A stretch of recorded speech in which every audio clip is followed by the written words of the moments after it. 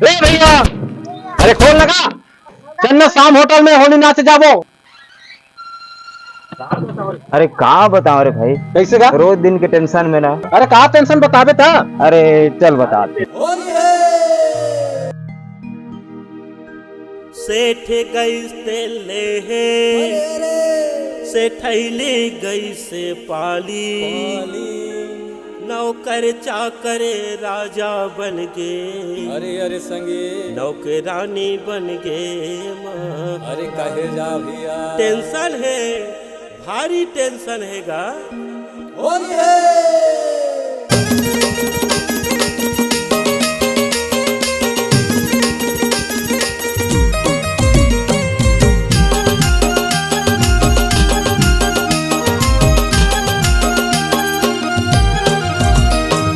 Tension हैगा, भारी tension हैगा, भारी टेंशन है।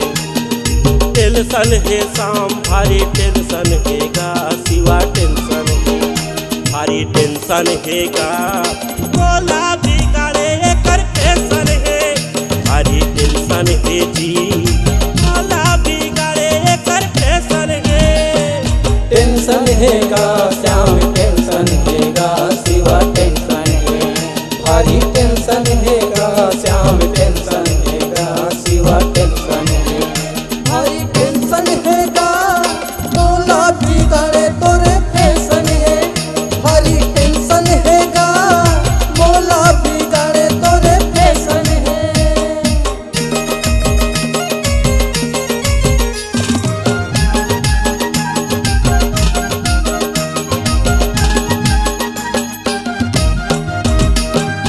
आनी बाली रूप सवारे, छोटे पहिरे कपड़ा, जवान बुढ़वा लइका देखे करत खावे लफड़ा। करत हवे लफड़ा भैया, करत हवे लफड़ा, करत हवे लफड़ा सैया, करत हवे लफड़ा। करिया करिया चश्मा पहिरे, होठ दिखे लाल, लाल गुलाबी हरा पीला रंग दे हो गुलाल। आतो फौजी ठोकर सुन तो फौजी, सुन तो फौजी ठोकनी आतो फौजी।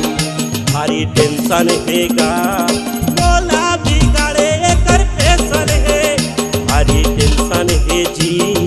बोला बिगाड़े कर फैशन है।